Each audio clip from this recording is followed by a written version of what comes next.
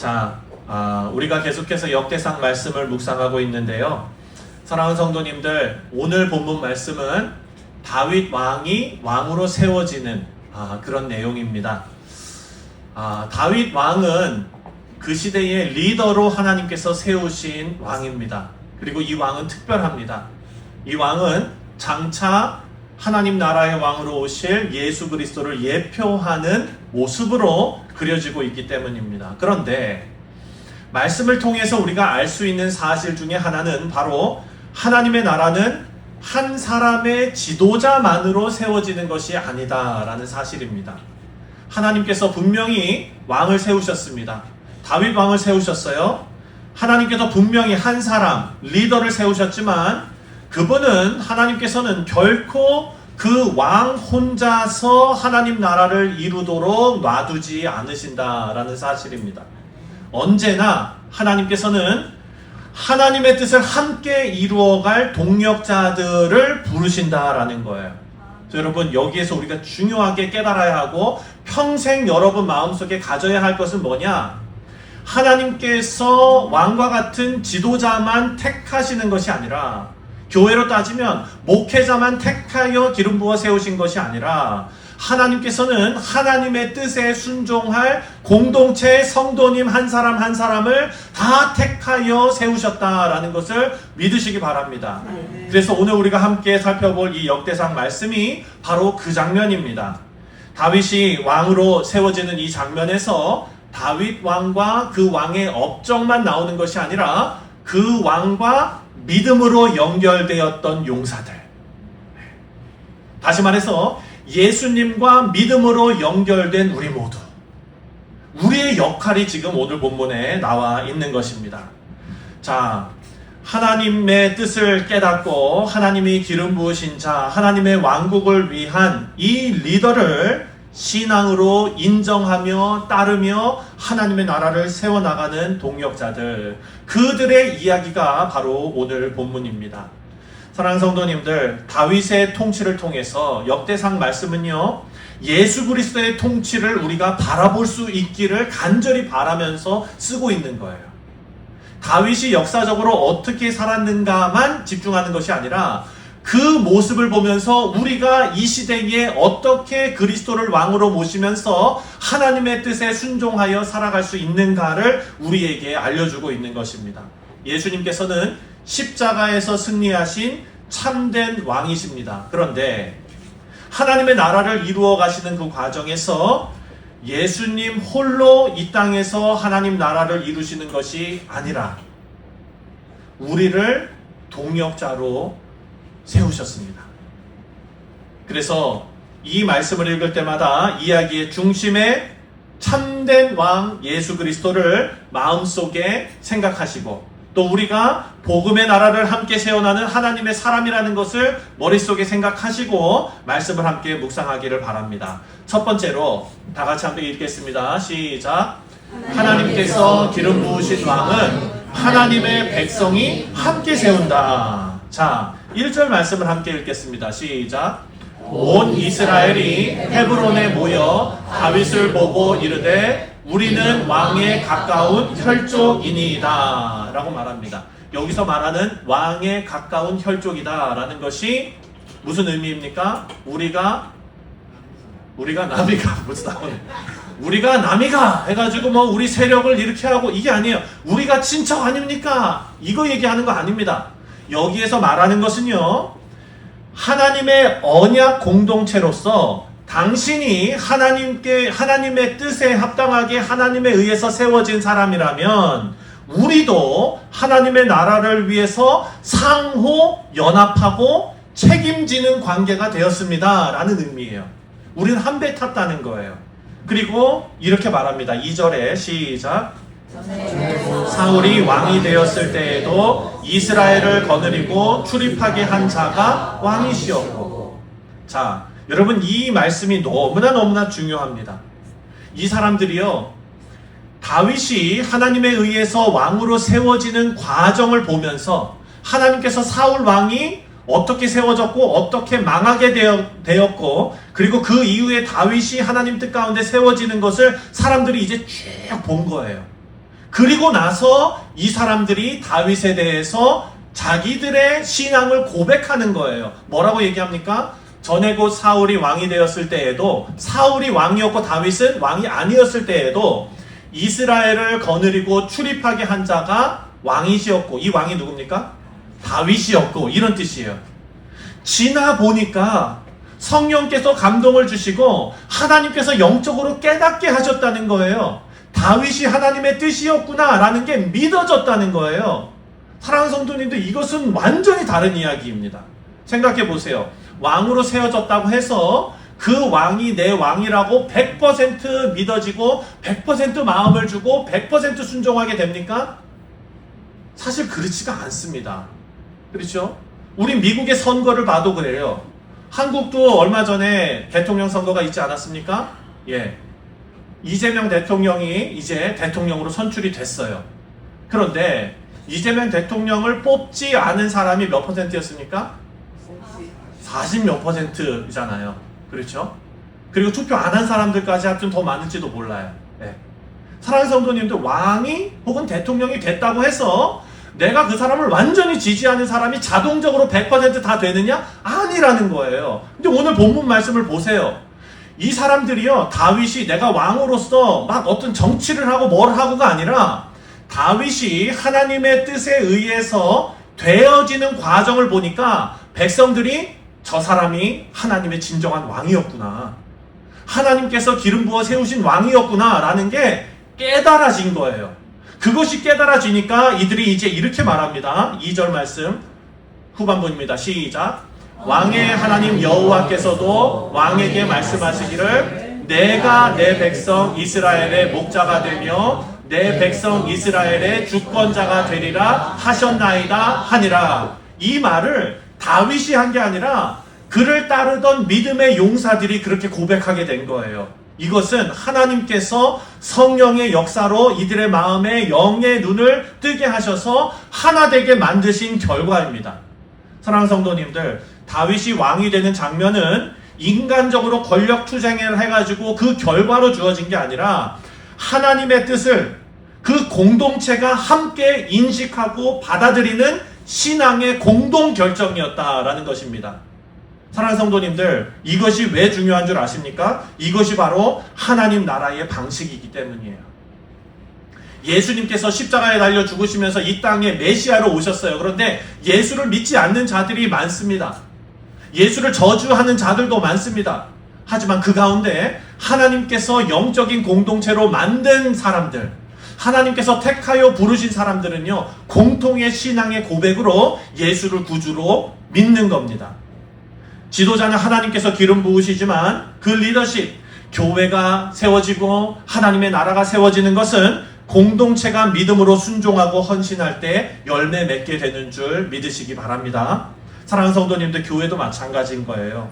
하나님께서는 목회자를 세우시고 장로를 세우시고 집사를 세우시고 직분자를 세우시고 하나님께서 교회의 질서를 위하여 세우시지만 복음의 열매가 맺히고 교회가 건강하게 세워지는 일은 온 공동체가 하나님의 뜻과 하나님의 그 말씀에 반응하고 서로 동역할 때에 같은 신앙의 고백을 할 때에 가능한 것이다 라는 것을 알 수가 있습니다. 그래서 교회는요, 어떤 리더십이 존재하는 조직이 아닙니다. 교회는 유기적인 몸인 줄 믿으시기 바랍니다.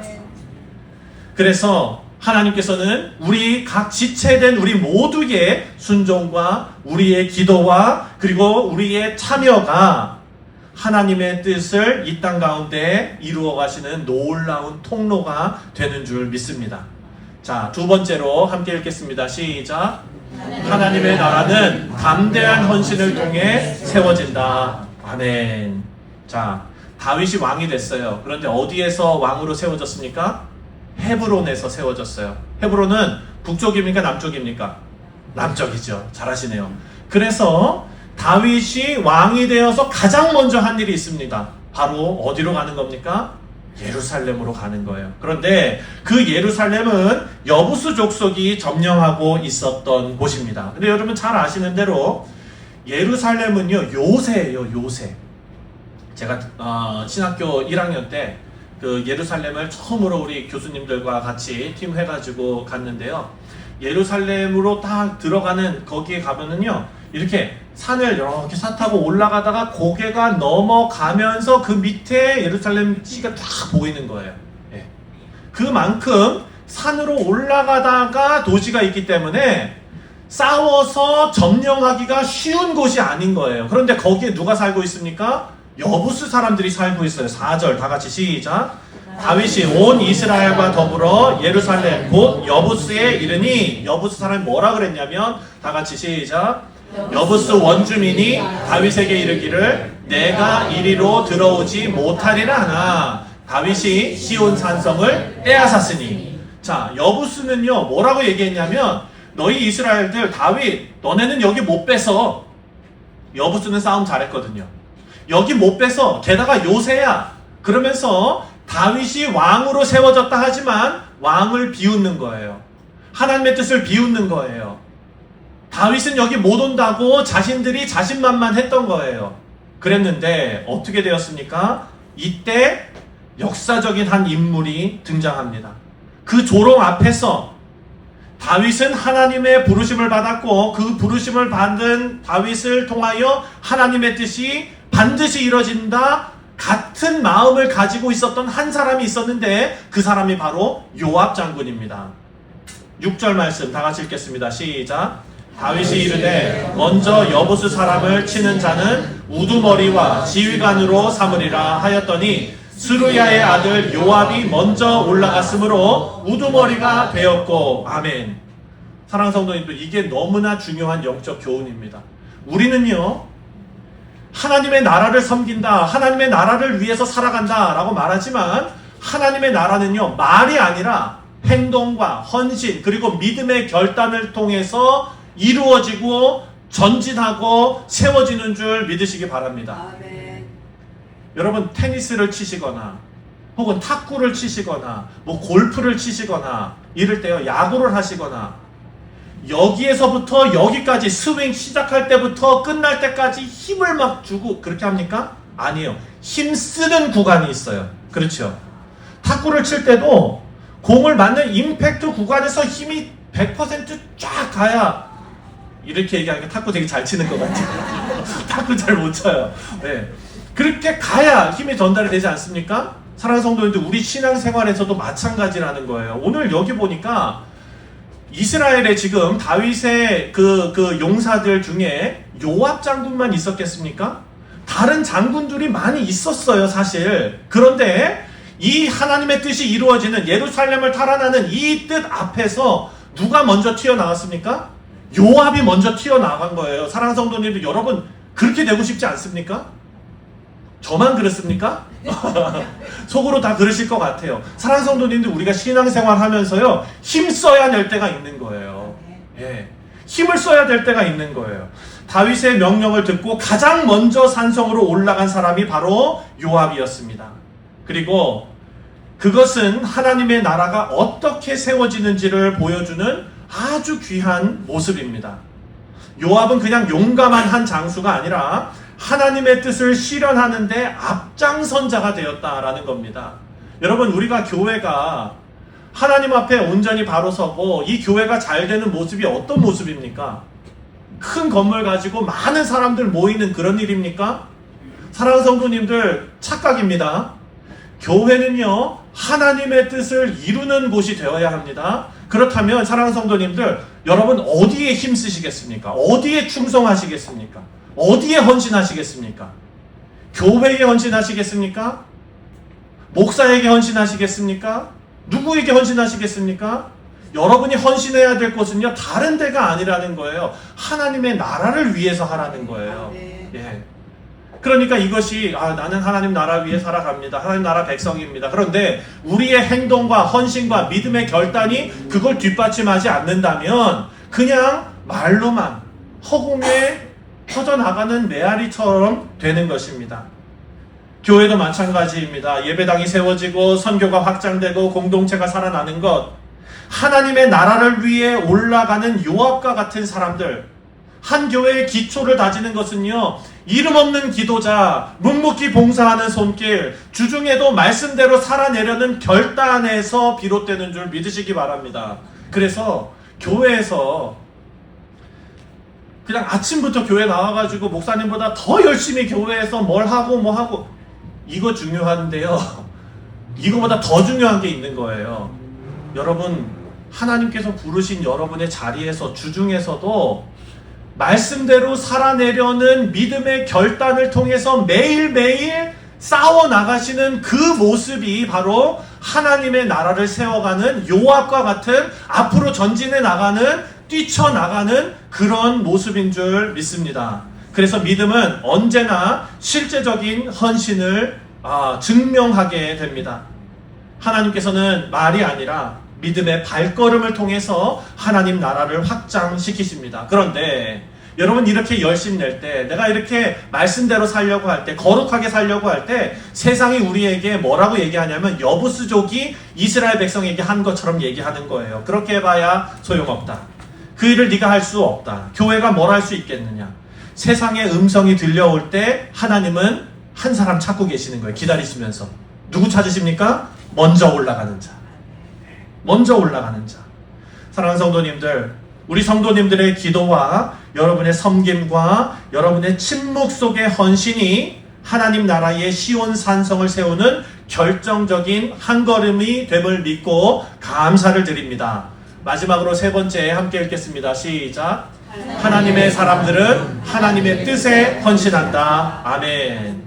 자, 이 후반부는요, 이제 다윗이 왕권을 세워나가는 과정에서 다윗을 지지했던 용사들의 헌신이 그려져 있고요. 그들의 이름이 쓰여져 있어요. 근데 그 중에서도 성경이 세 사람의 용사들에게 조명을 탁 비추고 있어요. 스파트라이트를 보여주고 있어요. 다윗이 많은 사람들의 마음을 얻었겠지만 그것은요, 인간적인 리더십으로 된 것이 아니다라는 것을 우리가 알 수 있는 장면이 나옵니다. 바로 17절부터 19절의 말씀인데요. 제가 읽겠습니다. 다윗이 갈망하여 이르되 베들레헴 성문 곁 우물물을 누가 내게 마시게 할꼬 하매, 이 세 사람이 블레셋 사람들의 군대를 돌파하고 지나가서 베들레헴 성문 곁 우물물을 길어가지고 다윗에게 왔으나 다윗이 마시기를 기뻐하지 아니하고 그 물을 여호와께 부어 드리시고 생명을 돌아보지 아니하고 갔던 이 사람들의 피를 어찌 마시리까 하고 그들이 자기 생명도 돌아보지 아니하고 이것을 가져왔으므로 그것을 마시기를 원하지 아니하니라. 세 용사가 이런 일을 행하였더라. 다윗이 저 앞에는 이제 블레셋 진영이 있는 상황이에요. 아주 위험한 상황입니다. 그런데 지나가면서 푸념을 했던 거예요.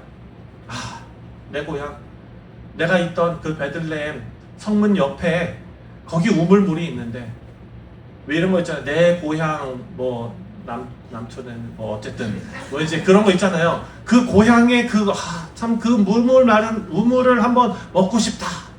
이런 얘기를 그냥 이렇게 지나가면서 한 것 같아요.